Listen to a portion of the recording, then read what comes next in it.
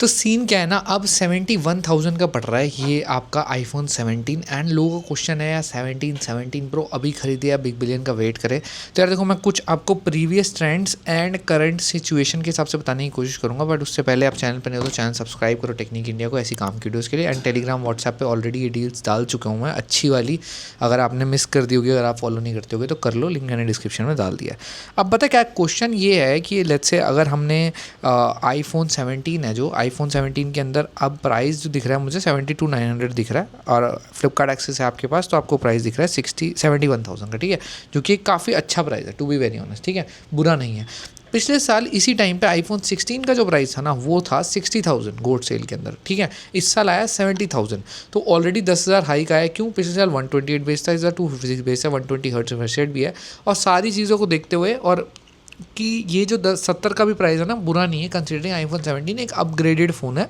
And अब क्या है कि इस बार बिग बिलियन का जो प्राइस एक्सपेक्टेशन थी, अगर मान लो लेट्स से एसएसडी या रैम का इशू नहीं होता तो वो प्राइस एक्सपेक्टेशन 50,000 तो इस बार वैसे भी नहीं थी, क्योंकि आप सोचो हर सेल में सासा लेले में भी 70,000 के आसपास प्राइस रहा, इस वाली में भी 70,000 के आसपास ही रहा, क्योंकि सासा लेले में फर्स्ट प्राइस जो आप देखने को मिलता है वो ऑलरेडी था 70 का, 68-69 तक गया था, अभी भी 68-69 गया।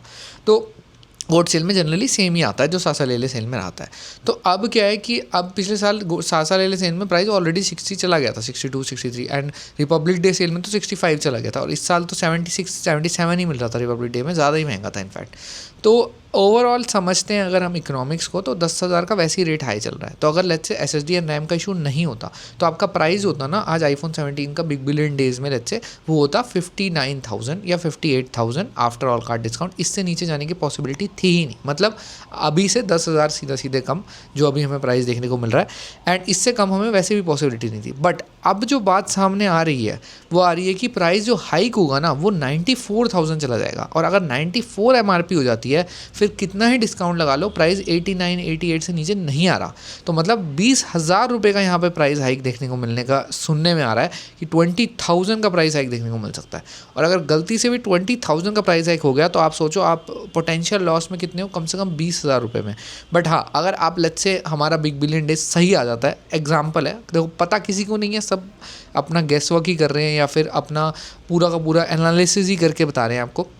लेट्स से आपका इस बार बिग बिलियन डेज में प्राइस आ जाता है 60, तो आज से आप पोटेंशियली 10,000 लूज़ कर रहे हो।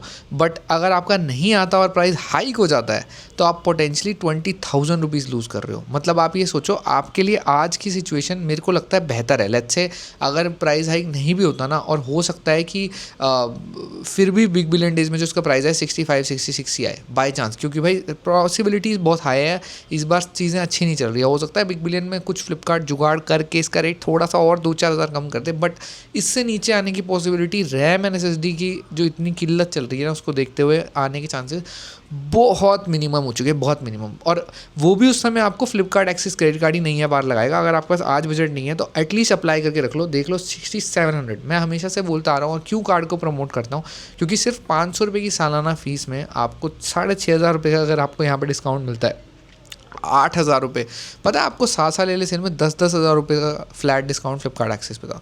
तो वो आपके लिए बेनिफिशियल होगा। लिंक मैंने इसलिए डिस्क्रिप्शन में डाल दिया, आपका भी फ़ायदा लेने से मेरा भी है।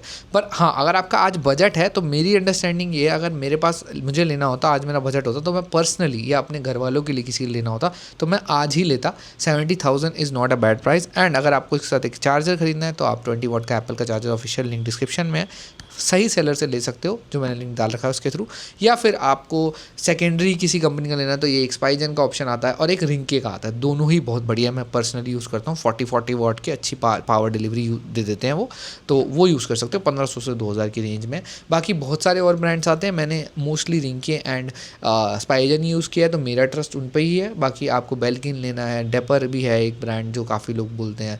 इसके अलावा और भी बहुत सारे ब्रांड हैं जिसके एंकर का मिलता है, तो मैंने उनको यूज़ नहीं करके देखा है तो मैं उनके बारे में कमेंट नहीं कर सकता। आपको कोई बेहतर वीडियो मिले तो आप उससे जानकारी ले लो, बट मैंने अपने वाले लिंक डिस्क्रिप्शन में डाल दिया है। अगर आपको मेरे से ट्रस्ट हो के वो लेने का मन है तो आप खरीद सकते हो। बाकी क्वेश्चन डाउट है तो कमेंट करके पूछ सकते हो, नहीं तो मिलेंगे नेक्स्ट वीडियो में। Thanks so much watching. ऐसी और काम की वीडियोस के टेक्निक इंडिया को सब्सक्राइब करो, शेयर करो अपने दोस्तों के साथ ताकि उनका भी फ़ायदा हो सके। Bye bye.